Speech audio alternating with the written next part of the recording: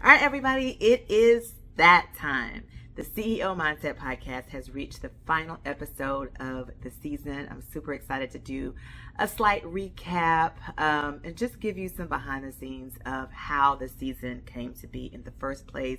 I want to share a few of the things that I thought were important this season, and then some of the lessons that I learned and things that I want to take care of or incorporate into my business moving forward that I found very helpful throughout the season.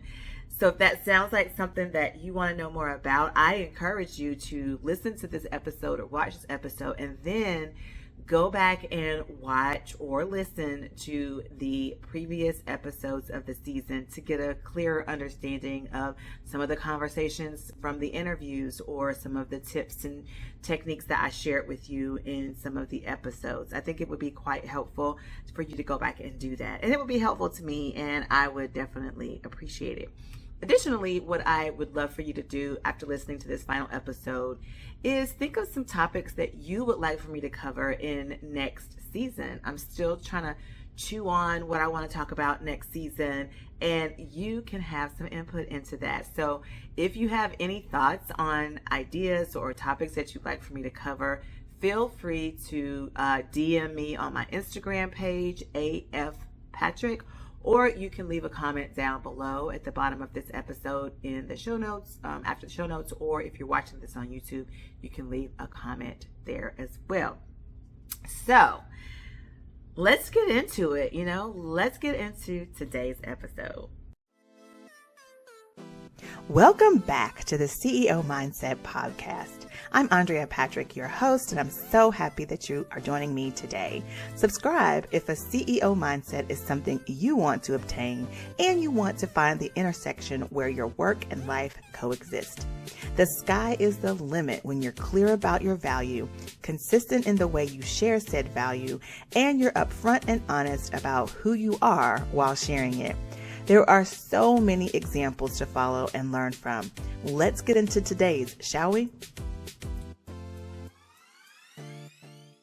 All right, the first thing that I want to say is the reason that I decided to do a season on Black excellence, or just it started off as Black excellence, and I think I weaved it in and out throughout the season, but it was about like those of us who are minorities in this country at the beginning of the year saw a huge shift in the way things were being discussed, the way they were being approached, and there were a lot of people in my space that had concerns about the direction that the country was going. And then there were a lot of people who are in my circle who think very similarly to the administration. And I've had those conversations with them. It's clear to me that some of them are just living in their own little bubble without understanding some of the challenges that the rest of us face in this country. And I wanted to address that in a way that was helpful to all parties involved, because it's just about, owning who you are and then walking in your excellence. But primarily it was geared towards my minority brothers and sisters who are struggling right now and started struggling at the top of the year. So I saw the writing on the wall. I saw that this year was going to be a little bit more challenging in terms of opportunities, in terms of people's self-esteem, in terms of people's feeling like they are an imposter in their space, in terms of people feeling frustrated and angry. And I wanted to remind people that we are still excellent. We still hold value. We may have to look in a different direction to showcase that value. We may have to approach things differently when we are looking for opportunities, but we still have the value. Nothing has changed in that regard. And so that's really, when I saw the writing on the wall, that was something that I really wanted to address. Some of the things that happened to me, I was doing government contracts. I was up for a little over $1 million in contracts. One of which was with the Civil Rights Museum, the Civil Rights Cold Case Board. And unfortunately, the civil rights situation went away. And they closed down that request for proposal. And though I had submitted it and was very proud of my submission, because it was my first actual submission. I've worked government contracts before, but not having submitted for the contract. I was a sub. But I was super excited about it because not only did I like go through just the stress of doing it, but I did it myself. I did not hire it out, and I was super proud of it. And so at the top of the year, I saw the writing on the wall with respect to minorities and their excellence being sort of pushed aside, when things that I was up for in the minority space as it relates to government was being shut down. DEI was a huge issue at the top of the year. And if you are not a minority in this country, and maybe some minorities in this country, I don't know, but I feel like there is a lack of understanding about who all benefited from DEI. But I think in some people's heads, it was minorities like brown and black people, when that's not always the case. You know, white women benefited from DEI as well. But I think we missed the point in this country when we removed that from some industries, because in some companies, because by all accounts, if given the opportunity to give a opportunity to someone who looks like you, someone that you feel more comfortable with, someone that you might be, you know, in family with, you know, nepotism is real. If you don't have something in place that gives the checks and balances to make sure everyone has the opportunity for the position, then you run the risk of people being the best person for the job not even being considered because they don't look like you, or they don't hold the same values, or they don't have the same political affiliation. And when you don't have something that says, no, you have to look at all candidates, regardless of your preference, you don't have something like that in place, then you are, again, running the risk of the right person not being hired or even looked at. Another thing that was happening where I saw the writing on the wall, there were tons of discussions around the idea of Project 25, and people, saying that it wasn't real, it wasn't a thing. And though I did not read it all the way through, there were segments that I did read. And I mean, a lot of it held true. And I think there was a lot of fear associated with what was going to happen with that. And, if you are not given if no one's really inspiring you to stand on, your excellence, or to recognize your excellence or uncover your excellence, it's easy to think that you are going to be left behind. And with this season, I really wanted to encourage people to dig deep, to learn and understand what their value was so that they could walk in it and develop their own opportunities in their space, because we can't rely on other people at this point. Like, you can't rely on people to be fair. You can't rely on people to set forth policies and procedures to make sure everyone has an opportunity and not just the people that they like. So we have to develop our own opportunities. And I started to see the writing on the wall very early in this season, which is why the very early episodes of the podcast are talking about how to become more educated in your space, how to become more of an expert, how to be more diligent in your efforts, all of that. And I had interviews where I was talking to people in the financial industry, people who were executives in their company, to really talk about the dynamic behind the scenes of some of these industries and some of these jobs, and how it may look good on the surface, but there were still a lot of challenges, in addition to ways that we as minorities could step up. And I wanted to encourage us to do that.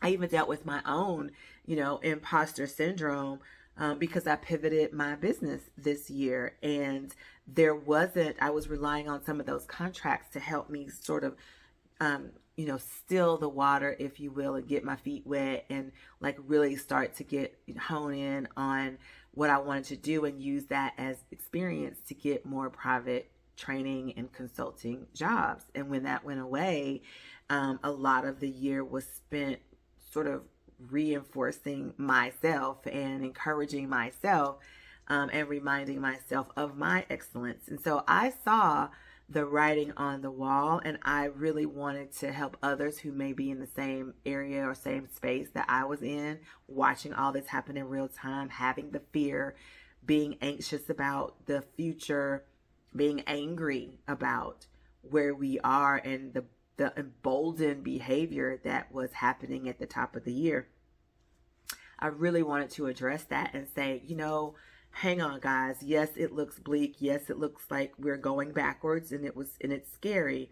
But we have to remember that we are a strong people, and we have the tenacity. We have the ability. We have the education. We have the energy. We have the numbers to actually make change. We just need to understand our excellence and start walking in it. And I really, at the top of the year, wanted to emphasize that more than anything.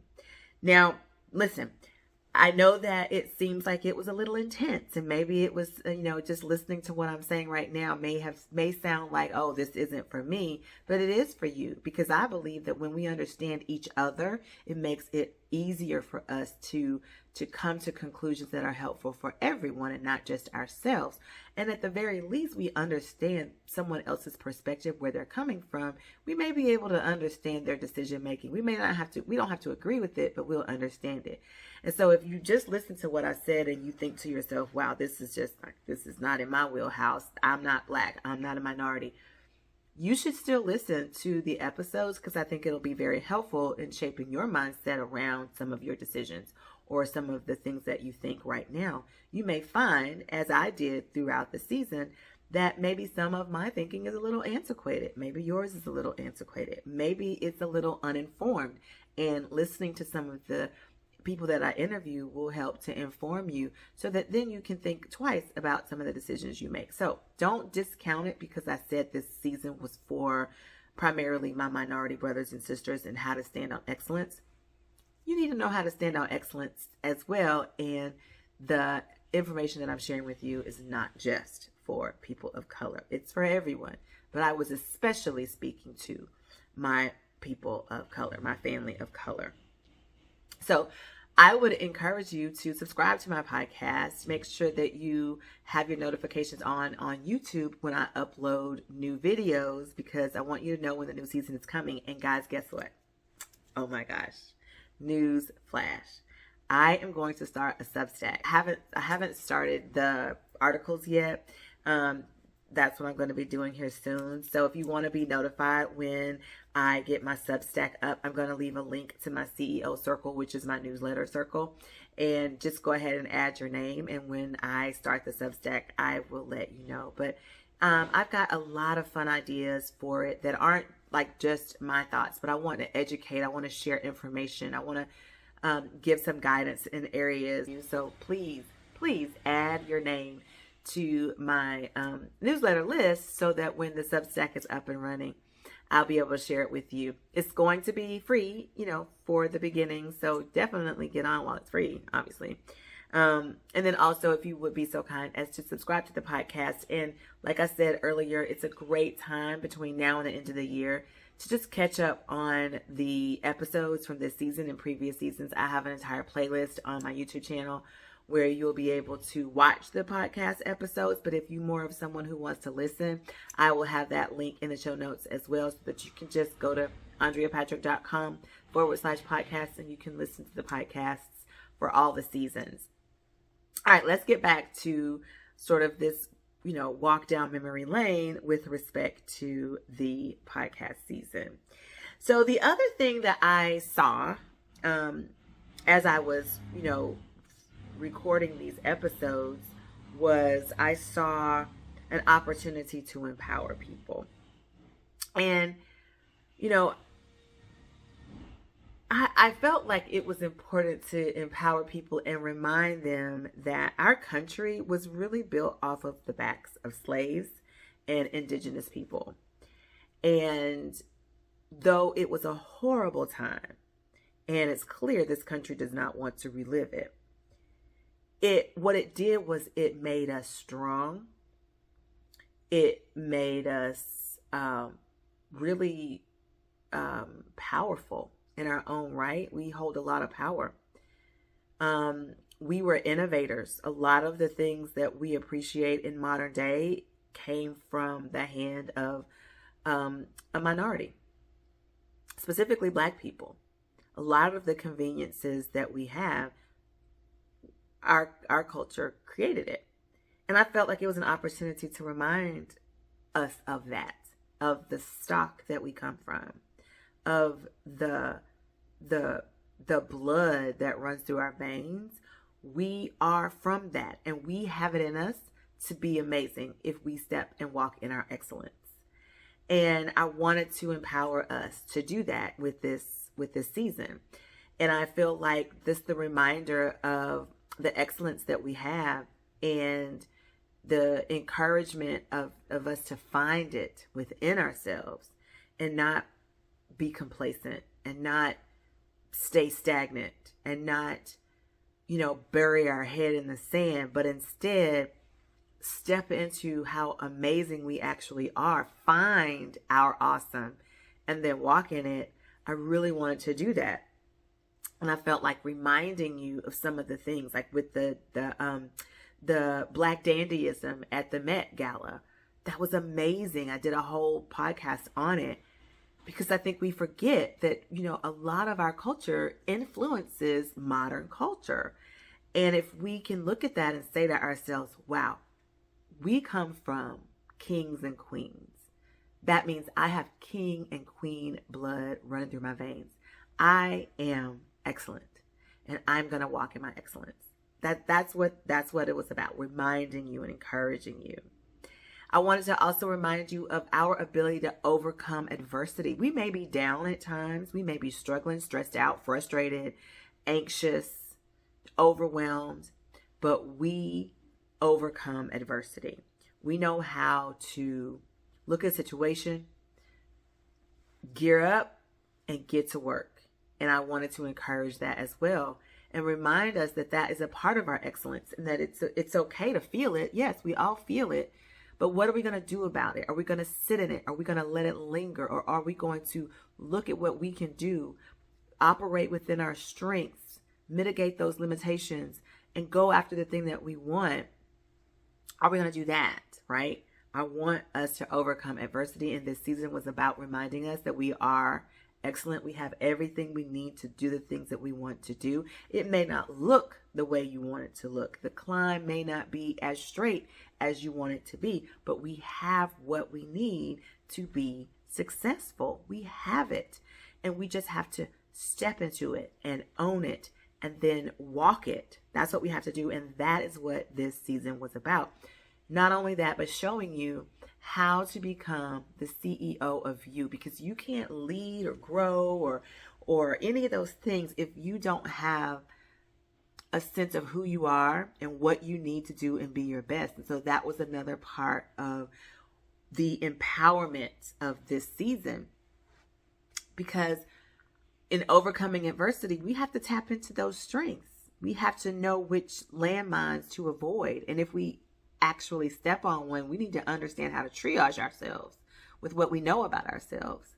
And so, I wanted this season to really be a lot about that and helping you with the tools and techniques and tips to leverage who you are to get the thing that you wanted to get, and understanding what you needed to be your best in those situations.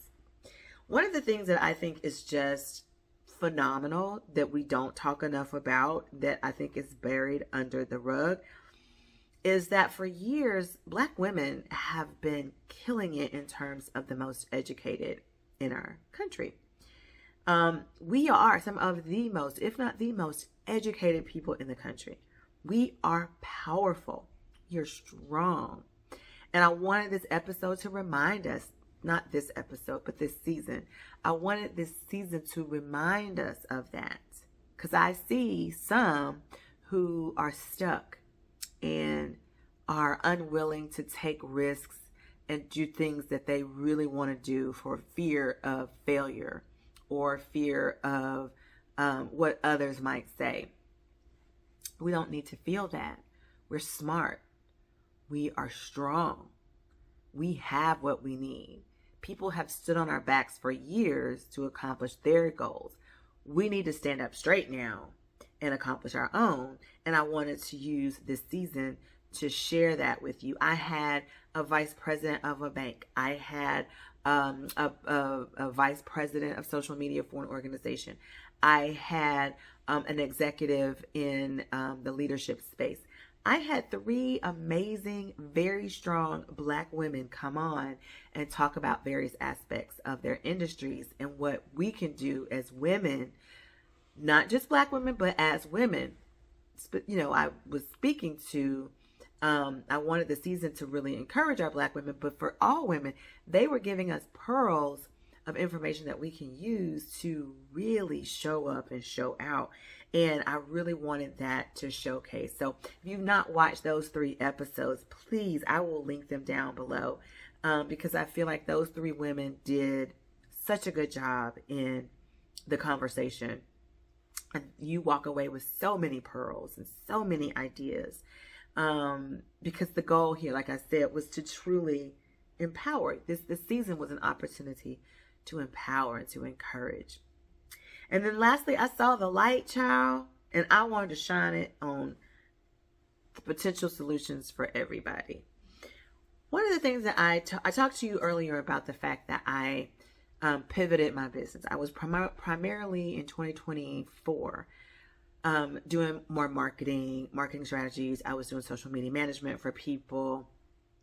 I was, doing more in the marketing space and loved it. However, I was being pulled to the idea that so many people are struggling in the marketing promotion of their business because they don't have a strategy, but B, they can't create a strategy because they don't really know what they want and they have no idea of the strengths that can get them there. And so I wanted to focus my attention in 2025 on more consulting in the space of marketing strategy and leadership strategy, because I feel like it's important to understand how you connect to your business. And so I saw the light. I saw a light bulb went off in my brain, and I was like, this is the direction that I need to go.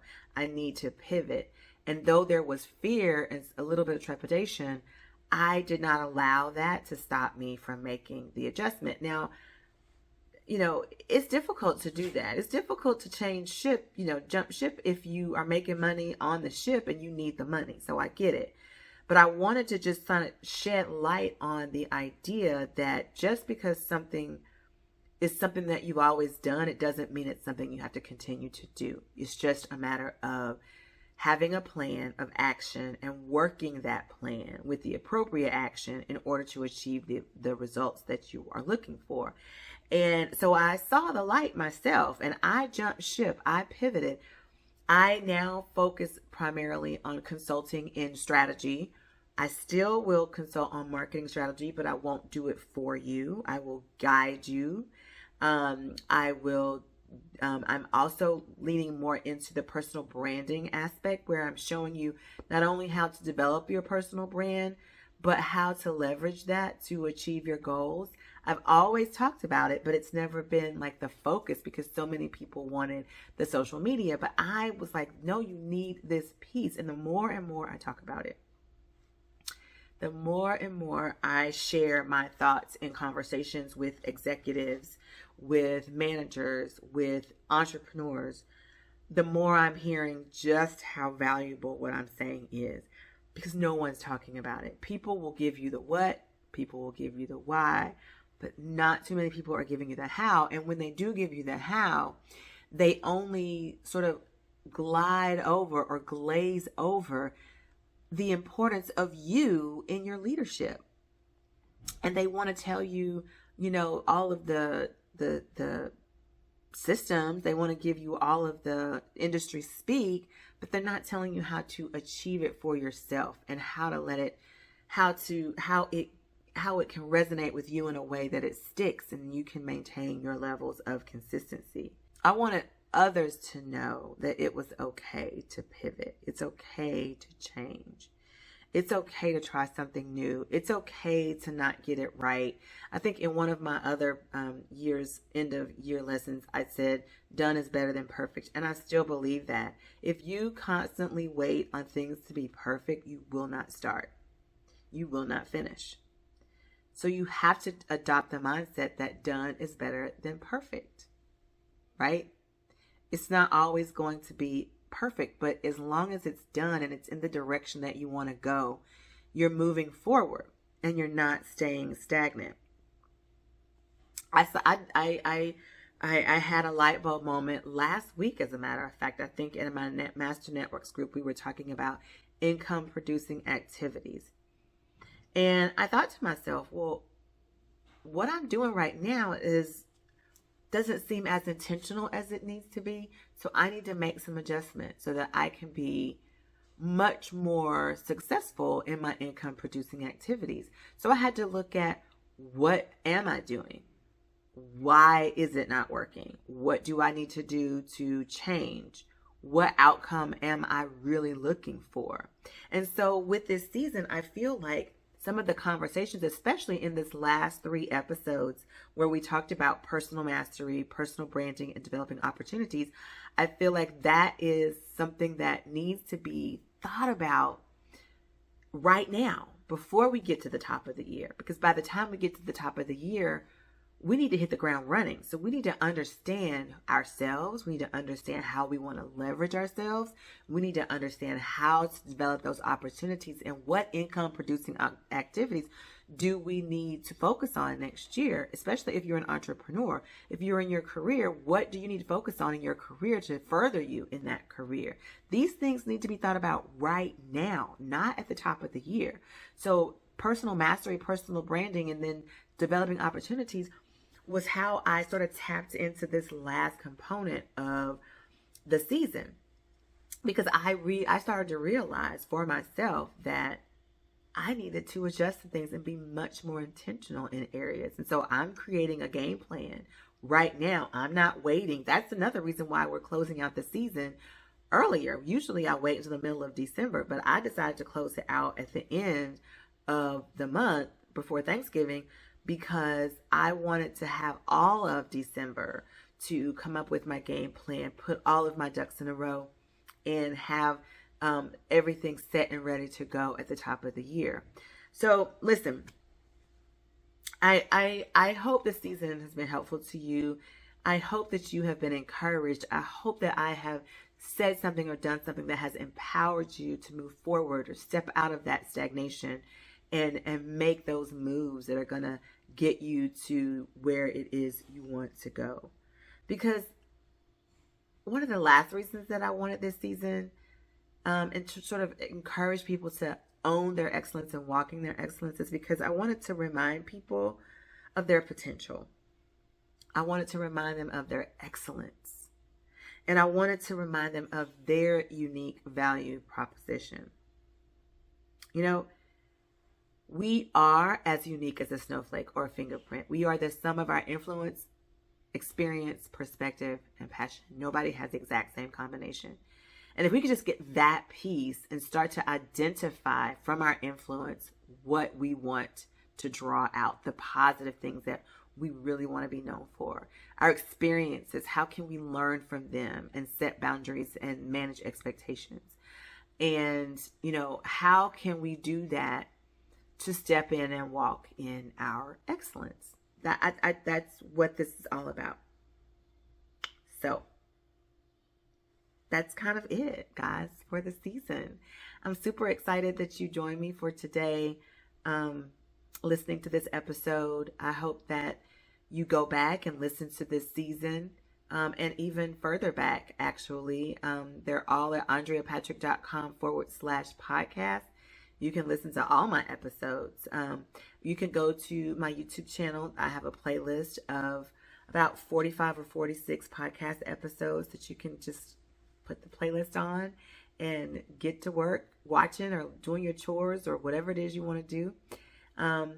But yeah, if you have any suggestions or thoughts about next season, any topics that you want me to cover, please, please, please leave them in the comments. And then I'm also, again, going to leave the link for the CEO Circle, which is my newsletter.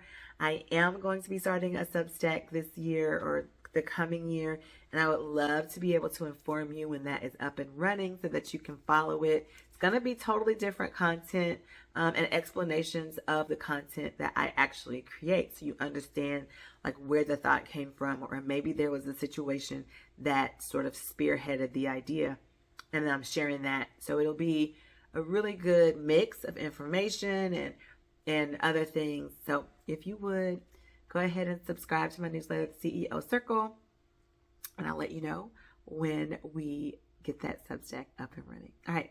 Thank you so much for listening to the CEO Mindset Podcast. And once again, over here, we are constantly evolving and staying open to failing forward, because we know that it's in those failures we get that much closer to our success.